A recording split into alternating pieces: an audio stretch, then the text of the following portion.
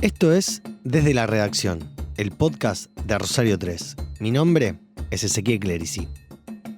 Este es el primer episodio de 3 del especial Fentanilo y el futuro de las drogas.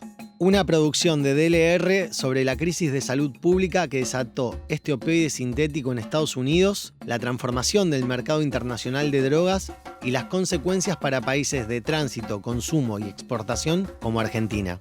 En esta entrega conversamos con el psicólogo y doctor en salud mental comunitaria Daniel Russo, quien trabajó en la Dirección Nacional de Lucha contra el Narcotráfico. Russo conoce en detalle cómo se compone el mercado de drogas local, qué antecedentes tiene el fentanilo en la región y cómo operan las redes internacionales de tráfico en el país.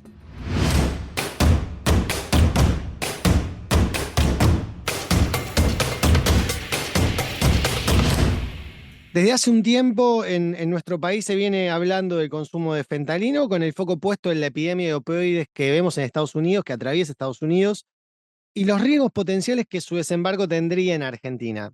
Desde tu punto de vista, ¿ves eso posible en un principio de que desembarque el fentanilo? Y segundo, ¿cómo podrías describir a esa droga puntualmente? Bueno, empiezo por la segunda parte, que es ¿qué es el fentanilo? En primer lugar, es un opioide sintético. Esto significa un opioide es una sustancia con efectos similares a la morfina, que es un opiáceo, que es un producto derivado directamente de la sustancia vegetal de la planta dormidera. Los opioides sintéticos han sido producto elaborado por la industria a partir de finales del siglo XIX, y el fentanilo es uno que tiene entre 50 y 100 veces más potencia que la morfina. Es una animalada en términos de su potencia efectiva, y se utiliza en términos médicos desde hace varias décadas para tratamientos de dolor intenso. Entonces, estamos hablando de, como ha ocurrido a lo largo de la historia, de una droga que tiene una utilización médica y que de repente salta el cerco de la prescripción médica hacia usos que van más allá de la medicina y que representa en Estados Unidos y en Canadá, particularmente en Estados Unidos, una situación gravísima. La pregunta en la primera parte, si es posible que haya un desembarco para estas latitudes, yo lo enmarcaría en términos de entender la cuestión vinculada al desarrollo de potencialidades de esta naturaleza con la dinámica de los mercados de sustancias.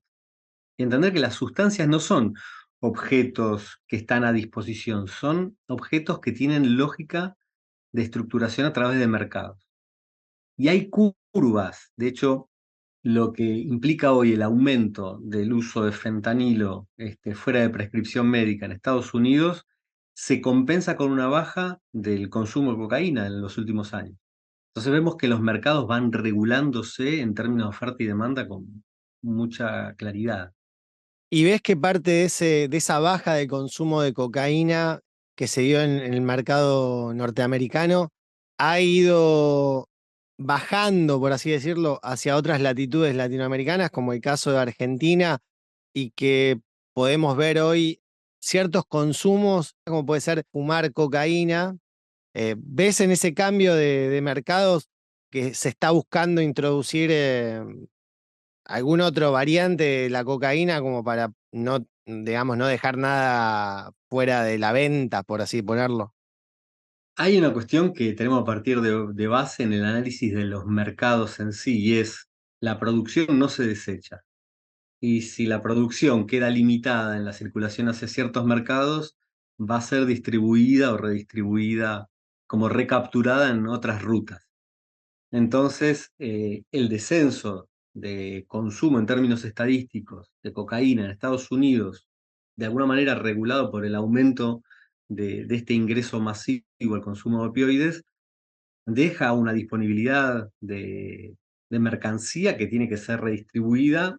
Y entiendo que uno de los elementos que complejizan la dinámica de cocaína en nuestro país no tiene que ver tanto con el aumento en sí de las estadísticas de consumo, que no han variado demasiado en los estudios que se han hecho, y después si querés traducimos a esto algo en términos numéricos, pero sí en la dinámica en donde la cocaína pasa a ser a reemplazar en parte el líquido con el que las organizaciones criminales van pagando los peajes, lo que deja un volumen residual de mercancía que luego es distribuida en los territorios que va pasando la ruta hacia sus puertos de destino, que son los lugares donde hay mayor poder económico, que tiene que ver históricamente Estados Unidos y actualmente con el mercado europeo.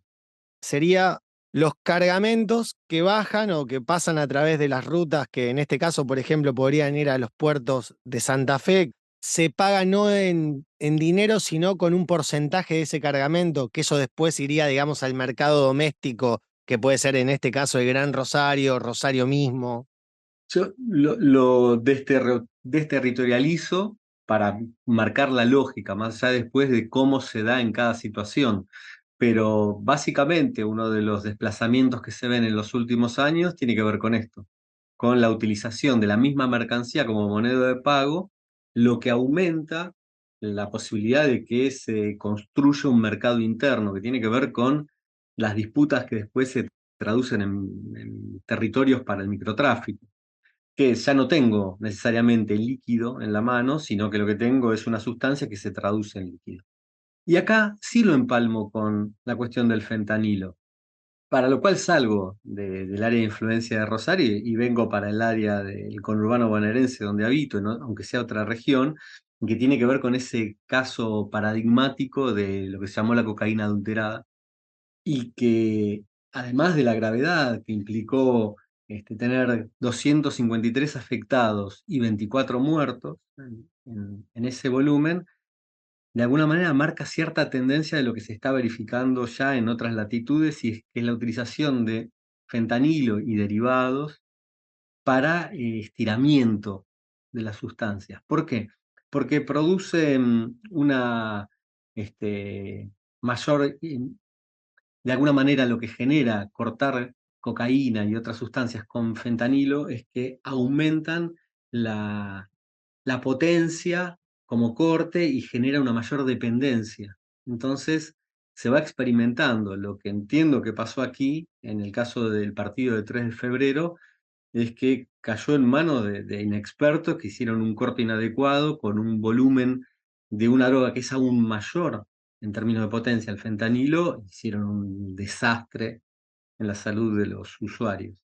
Pero esto sí se verifica en lo que se llama la tercera oleada de la epidemia de opioides en Estados Unidos, que es que van verificando, además del consumo del fentanilo en sí, el consumo de fentanilo como materia de corte de otras drogas. Y esto aparece como una amenaza real y de hecho motivó a la necesidad de regulación por parte de la aduana sobre el ingreso de estas sustancias, porque es una sustancia de uso médico. Si nosotros hoy somos operados o pasamos algún tratamiento de dolor intenso, es muy probable que tengamos contacto con esta sustancia. Daniel, ahí recién marcabas esta cuestión de las manos inexpertas a la hora de tratar con este tipo de drogas. ¿También eso genera alguna preocupación desde el punto de vista no solamente de salud, sino de fuerza de seguridad, esta cuestión de que haya gente tan inexperta manejando drogas que son tan peligrosas? La preocupación es general. Primero, los mercados cuando existen, cuando se establecen como mercados, dejan dos opciones. Los mercados se regulan por parte de las organizaciones criminales o por parte de los organismos estatales. Por ejemplo, con algunas sustancias psicoactivas, tales como alcohol, tabaco, etcétera, o mismo cannabis en términos de uso medicinal en nuestro país. Bueno, ahí hay un Estado que empieza a tener regulación en la materia, y una regulación que se extiende desde las estrategias que tiene justamente el Estado para demarcar, en el caso del tabaco, que es un caso exitoso de limitación del consumo, áreas, edades, etcétera, distintas formas para contener el consumo en un espacio delimitado. Cuando el Estado no regula, lo que no aparece es justamente una autolimitación por parte de estas organizaciones. Entonces, es un problema, y entiendo que es un problema complejísimo, no es que hay una respuesta o una solución, pues si no ya estaría dada. Es un problema complejísimo. Para el Estado regular este tipo de sustancias parece como una realidad a años luz, pero al mismo tiempo, mientras no aparece una intervención específica, hay una autorregulación por parte de organizaciones criminales que lo único que les interesa es maximizar las ganancias y contener ciertos riesgos. Y no aparece ningún otro interés en el horizonte. Entonces, si cortan la droga con algunos derivados de opioides de altísimo poder para generar dependencia, lo que están viendo es, en términos de rédito para la distribución, ganar en esas escenas de corte, ganar mayor volumen para poder tener una maximización del producto, nada más. Entonces, esa posibilidad de autorregulación en organizaciones que no tienen escrúpulos en ese sentido, da lugar también a miradas muy naif respecto del tema. Estamos hablando de mercados que la revista Forbes identifica a través de algunos patrones de la mercancía incautada y de la producción estimada, etcétera, que establece el tráfico de estupefacientes como la potencia número 22 en términos de Producto Bruto Interno. Si fuese un país, sería el país 22 en términos de PBI. Una animalada, es una locura el volumen que produce en términos de riqueza. Entonces, pensar que va a haber autorregulaciones en términos de la producción de la salud de esas organizaciones pensando en la salud de los usuarios es totalmente ilógico. Daniel, acá apunto un poco más a tu perfil de psicólogo. Se nota un cierto cambio, no sé si en el mercado argentino, eso es algo que yo te quisiera preguntar, está dentro de esta idea, pero se nota, sí, viendo lo que pasa en Estados Unidos con la crisis que tiene de fentanilo, un cambio de un consumo de drogas que generaban excitación o aceleración en la persona a drogas que adormecen. ¿Hay un cambio del mercado en busca de un consumidor más adormecido en relación a otras décadas en donde tal vez la productividad precisaba de drogas ilegales que generen mayor, que la gente esté más excitada, más despierta, más acelerada? La pregunta es buenísima y perdón que vuelva al mismo punto. Cuando pienso en cómo se construye el mercado de sustancias, hay segmentaciones de diverso orden. Una de las segmentaciones tiene que ver con los perfiles socioeconómicos de la población hacia la que se apunta. El clorhidrato de cocaína sigue siendo una sustancia que apunta en términos de calidad de producto a determinado perfil que se vincula a la productividad. Sectores financieros, sectores bancarios, hay como un volumen, hay como un recorte específico hacia donde se dirige, además de la cuestión recreativa, la cuestión festiva que uno puede también identificar como target u objetivo de las organizaciones, eso no se deshabilita. Lo que se habilitó de alguna manera, y no como un consumo novedoso, el tema de cocaína fumables en sus distintas formas, crack, paco, base, etcétera. Lo que se habilitó en los últimos 20 años, poco más, poco menos en nuestro país, es el ingreso de ese producto, que es un producto de muy baja calidad y que apunta hacia un segmento de la población que no va a tener acceso a la cocaína de buena calidad y que después, cuando se analizan las muestras, por ejemplo, en el caso de 3 de febrero, el porcentaje de cocaína en las muestras analizadas en los cromatógrafos es bajísimo. Cuando se analizan muestras, hay veces que llega el porcentaje de cocaína presente al 5%, y después son todas sustancias de corte. Puede alcanzar en ámbitos así de ese tipo de comercialización 30, 40% de presencia de clorhidrato de cocaína. Después todo estiramiento. Entonces, hay una segmentación que mantiene un target específico al que se le provee cocaína, clorhidrato de cocaína de buena calidad y que tendrá un porcentaje muy chico en nuestro mercado, pero mayormente destinado a otros mercados que también tienen que lidiar con sus propias estrategias de corte para aumento de volumen del producto. Pero sí es significativo que de los últimos 20 años para aquí, tanto con cocaína fumables como con los opioides, y también con otros sintéticos, se están verificando dos cosas. Primero, un desplazamiento progresivo de lo que son las sustancias de origen vegetal hacia sustancias de producción a través de diseño, ¿no? ¿Por qué? Porque básicamente, en términos logísticos, es mucho más fácil mover sustancias de altísimo poder de concentración psicotóxica, como puede ser el fentanilo y drogas similares, en pequeñas porciones y fáciles de transportar a los volúmenes de transporte vegetal que implica la producción en la selva, la elaboración, el retiro, la logística de transportar desde esos puntos alejados de centros urbanos hacia los lugares de consumo. Cuestiones logísticas en el medio. Pero después es que hay una masa ávida que se renueva y que no necesita consumidores que permanezcan demasiado tiempo en el mercado. Entonces, las personas que ingresan, ingresan y son captadas de una manera bestial por esa oferta. Y ese público lamentablemente se renueva. Y si bien nosotros estamos lejísimos hoy de los registros que muestra Estados Unidos en relación al fentanilo, el mes pasado, no recuerdo si sí, entre finales de agosto y principios de septiembre participé de un congreso, que es el Congreso de la RAC, y estuvo la visita de Iván Montoya, que es un representante del NAIDA, de un organismo vinculado al tema de drogas en Estados Unidos, y cuando mostraba las curvas de muertes asociadas a fentanilo y similares, para este año alcanzaban los 108.000 fallecimientos. Es una locura.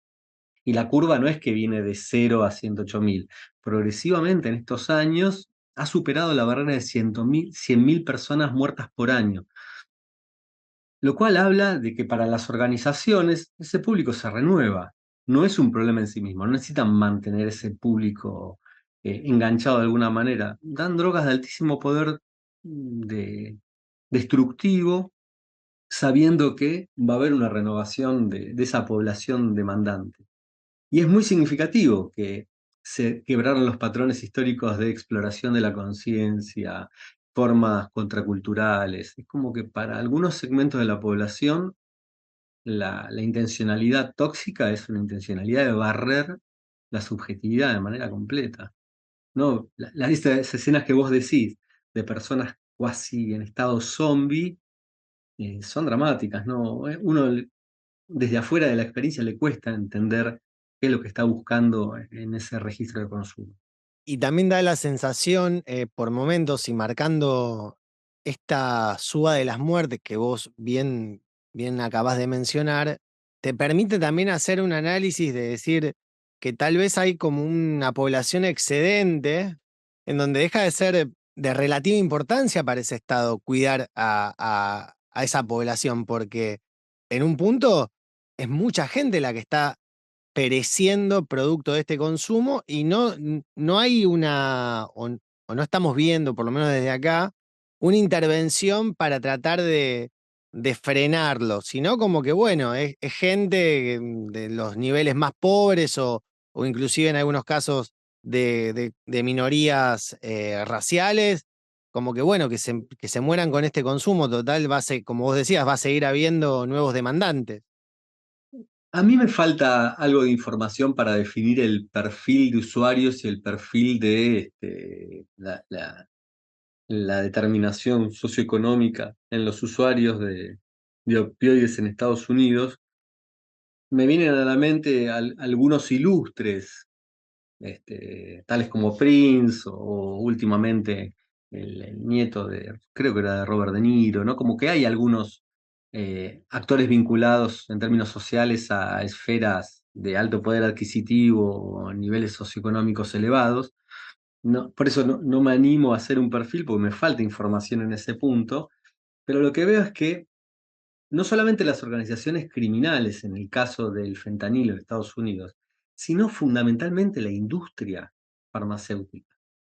Antes de la explosión del fentanilo, uno de los problemas vinculados a opioides venía de la mano de la oxicodona, que también es una droga de tratamiento del dolor, y pensá que en el periodo entre 2006 y 2012 se produjeron 76.000 millones de dosis, produjo, en 6 años. Y acaba justamente de arreglar hace tiempo atrás un juicio por 4.500 millones de dólares a partir de todo el problema que trajo en términos de salud pública. Entonces nosotros focalizamos en las organizaciones criminales que tienen baja capacidad de procesar daño en términos de salud, etcétera. Pero acá estamos hablando de una industria farmacéutica cuyo origen tiene supuestamente en el desarrollo de drogas para el tratamiento del dolor y el cuidado de una de las experiencias más traumáticas para el ser humano, que es lidiar con esos volúmenes de padecimiento. Lo mismo tiene que ver con la producción de Vicodin, ¿no? Que es esta hidrocadona y paracetamol que lo desarrolló una familia farmacéutica, la Sackler, y también produjo un desastre. Y con fentanilo pasa lo mismo.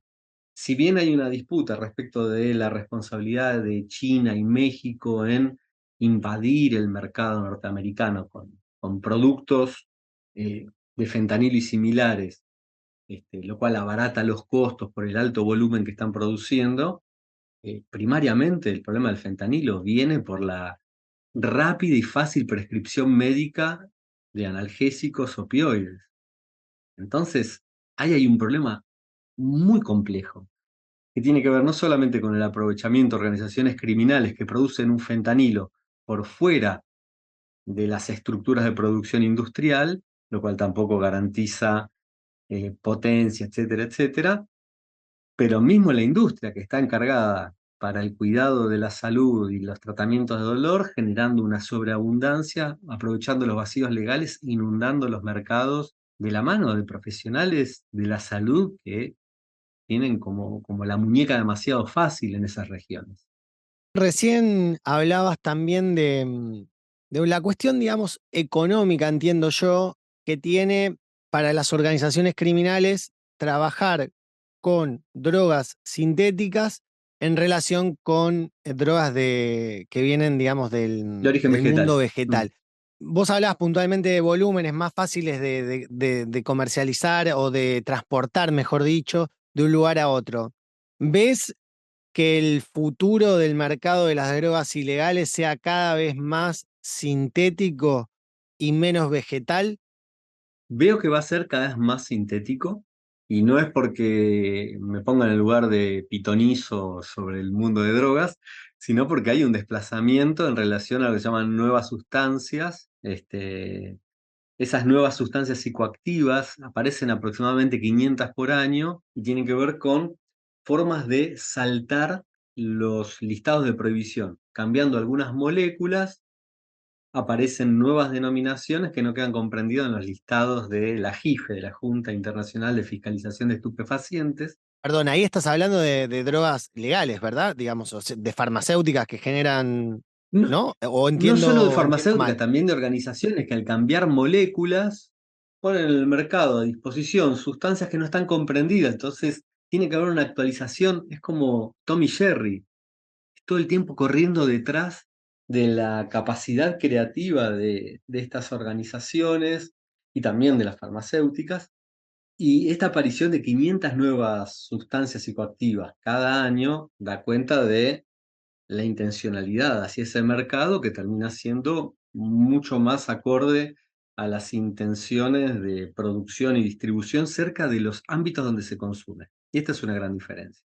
Las drogas vegetales, para poder llegar a los centros reales de consumo, tienen que trasladarse por fronteras nacionales e internacionales múltiples, lo cual encarece el valor del producto. Acá lo que tenés son productos que son muy difíciles de regular en términos de precursores, que tienen muchas dificultades las naciones para hacer la trazabilidad de los productos básicos a partir de los cuales se elaboran, y que te permite descentralizar la producción y acercarla a los lugares de consumo, lo cual estrecha los márgenes logísticos y los costos logísticos, que no son costos de nafta, sino son costos de corrupción, acuerdos con distintos actores que intervienen en el tránsito. Entonces hay una cuestión lógica de aumento hacia ese volumen de producción porque favorece a la generación de riquezas de esas organizaciones. Lo que no significa que se vayan a deshabilitar las drogas de origen vegetal, sino que es una configuración como capas geológicas en donde las drogas de origen vegetal, sobre todo los opiáceos, ¿no? Y los opioides, pero nuestra droga estrella del continente, que es la cocaína, van a seguir teniendo su mercado y su desarrollo, pero van a competir contra un tipo de productos que van a tener una dinámica mucho más aceitada, mucho más difícil de controlar. Y en Argentina, ¿cómo dividirías el mapa de consumos problemáticos de todo tipo de drogas?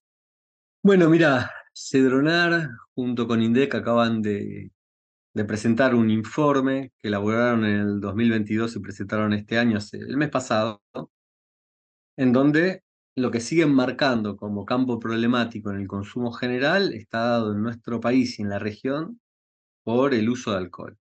El alcohol por lejos sigue siendo, en términos de salud pública, un problema de salud pública y de seguridad. Accidentología, eh, tensiones interpersonales. eh, Podríamos ver cualquier escena de pugilato, la salida de un boliche, choques, etcétera, y es mucho más probable que esté involucrado la intoxicación alcohólica a la intoxicación con otras sustancias.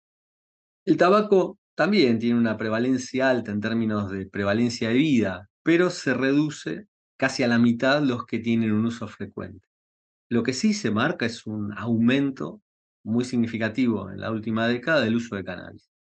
Tiene que ver con un cambio de percepción respecto de riesgo en torno a la sustancia. Y no es que lo planteo yo, no es un planteo original, sino que confluyen algunas lecturas en entender que todo el proceso de avance del uso medicinal de cannabis que se ha dado en nuestro país en los últimos años y que es absolutamente lógico y razonable. Basta ver las cuestiones propias de lo que es un pibe con 100 convulsiones, con epilepsia refractaria a medicamentos, y la respuesta adecuada en cannabis, Parkinson y varias otras situaciones, para decir esto no se puede discutir. Está clarísimo que en algunos casos la documentación avanza en términos de lo que se va identificando como respuesta terapéutica en la dirección de entender una sustancia con un potencial absolutamente adecuado para el tratamiento de algunas patologías y dolencias. Y quizás algo de ese uso medicinal abrió la llave a un relajamiento de la percepción del riesgo en torno al uso de cannabis. El uso de cannabis, como el uso de cualquier sustancia, implica siempre riesgo. No es que hay usos inocuos. Siempre hay riesgo cuando una persona abre a la posibilidad de uso de una sustancia, sobre todo en cannabis, con aumentos en el potencial que tiene en términos psicoactivos, mayor concentración de THC, y lo que va a estar siempre dado en términos generales al uso de cualquier sustancia. Edades de inicio tempranas, edades de inicio en donde las personas están, donde los seres humanos todavía estamos cableando nuestro cerebro, bueno, van a ser siempre factores que produzcan un aumento potencial del riesgo en esa práctica. No digo que un adulto ya cableado no lo va a tener, pero va a estar mucho más restringido. Entonces, sí me parece significativo el aumento de cannabis y en términos de cocaína, cierta estabilidad en términos generales, en prevalencia de vida, cerca del 5%, que es una prevalencia alta. Lo que no encontré en el estudio, y no digo que no esté, sino que quizás en la lectura no lo focalicé, tiene que ver con la discriminación en cocaína fumable, que en los estudios históricos daba un porcentaje absolutamente marginal, pero cuando uno empezaba a enhebrar ese porcentaje marginal, lo que muestra es que se concentra en regiones muy específicas en donde explota la conflictividad vinculada a cocaína fumable, en términos de seguridad y en términos sanitarios. Es devastador. Y entiendo que ahí en Rosario están observando algo que quizás hace 20 años nosotros ya veíamos con claridad aquí.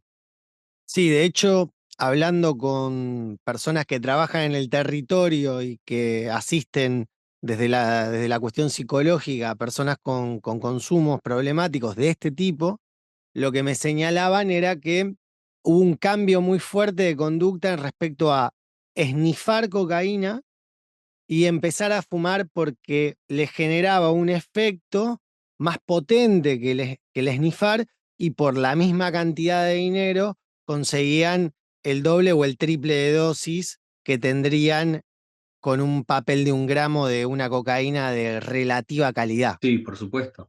La trampa radica en que ese high, ese subidón, que es automático y mucho más potente a través de la combustión y del intercambio gaseoso a nivel pulmonar, tiene también un descenso mucho más rápido, lo cual activa. Claro, me hablaban de 20 minutos. Exactamente, activa un ciclo de repetición mayor y con efectos devastadores para la salud, no solamente en términos de la potencialidad neurotóxica, sino también en tensiones asociadas a reaparición de tuberculosis porque se están utilizando metales fumados a través de latas, pipas, antenas de televisión viejas. Entonces se calientan metales pesados en el proceso de combustión y se inhalan elementos tóxicos que terminan destrozando la estructura pulmonar, ulceraciones en manos, ulceraciones en boca, ¿no? Situaciones dramáticas. Y esa imagen que vos traías a colación de una población casi en un estado zombie, eh, independientemente de lo marginal que parezca el número en términos estadísticos en relación a la población total, tiene un dramatismo en donde cada una de esas escenas es el universo entero del sufrimiento. Es devastador lo que se observa. Sí, la verdad que lo que cuentan es bastante desgarrador, sobre todo porque se ven consumidores muy jóvenes que empiezan en los 11 años y que, digamos, eso después se estira, ¿no? Pero lo que ven ahí son chicos muy jóvenes con ya problemas también de tipo neuronal, producto por todo esto que vos comentabas de los químicos a través de la herramienta con la cual los fuman. Lo que a mí me produce como ciudadano, más allá de que el tema de drogas, el tema de formación policial en la materia sean una pasión, como ser humano, como vecino, como parte del tejido de las comunidades en donde habito, etcétera, donde trabajo, donde circulo, lo que me produce es, por un lado, una enorme desazón ver que ya se ha instalado un patrón pero absolutamente autodestructivo en ese tipo de prácticas. No digo que los 80 fuesen un paseo por el Rosedal, como se dice, porque tuvo también su complejidad, así como en los 90 con la explosión del clorhidrato de cocaína, pero lo que veo es como un patrón de abandono personal en las formas de consumo en nuestro medio que es alarmante y lo que llega desde otras latitudes es realmente desolador. Acá estamos hablando de patrones que rompen cualquier posibilidad de percepción de un otro y percepción de uno mismo en lo que se verifica. Eso me genera un afecto oscurísimo en relación a la escena actual y en relación a ciertas proyecciones. Daniel, me quiero meter ahora un poquito en el abordaje puntualmente estatal y qué experiencias, qué enseñanzas te dejó el paso por Cedronar y sobre todo respecto al abordaje que hace el Estado argentino sobre la problemática de consumo de drogas. Bueno, tengo que salir un poco de mi propia experiencia como gestor y tengo que tratar de situarme en una mirada un poco más amplia para tener un panorama, una visión sobre esto. Por un lado, la impresión con la que convivo y conviví en ese momento también es siempre estar apagando un incendio con un gotero y que la posibilidad de respuestas es eh, por naturaleza insuficiente. Pero no tiene que ver solo con la asignación de recursos, sino que tiene que ver con la mayor facilidad con la que se expanden este tipo de escenas dramáticas a todo lo que implica revertirlas y prevenirlas de alguna manera o tratar de generar condiciones para que quede encauzada en algún orden que no se desborde después hacia la autodestrucción como la estamos viendo. Creo que mayormente las personas que trabajan en el campo dejan todo y más, tienen niveles de entrega absolutos y de buenas intenciones como punto de partida en los distintos segmentos que participan. no solamente de organismos estatales a nivel nacional o provincial, qué sé yo, rescato, por ejemplo, la gente de la Precod ahí en Santa Fe, con quienes tengo una relación de trabajo hace mucho tiempo y puedo dar fe también del entusiasmo, la voluntad y el esfuerzo que ponen en sus tareas. También organizaciones comunitarias, más desde el Paco y distintas organizaciones que están ahí en territorio y las experiencias desde el campo confesional, Hogares de Cristo, evangelistas. Veo que hay un montón de voluntades que van logrando mayor o menor grado de articulación, pero que tienen la intencionalidad y el deseo de aportar su nivel de respuesta, pero convivo con un registro de insuficiencia respecto de esas posibilidades. Y porque de alguna manera hay que clarificar que en la medida en que haya una demanda abierta y que no haya acciones muy estrictas en relación al control de la oferta en territorio, es como poner un trapo de piso frente a una canilla que está todo el tiempo abierta. Entonces, las acciones en relación al control de la oferta son acciones que van teniendo espasmódicamente sus resultados, pero no termina de haber una política integrada de control de la oferta y al mismo tiempo, no digo que no existan, existen y van teniendo sus hitos a lo largo del tiempo,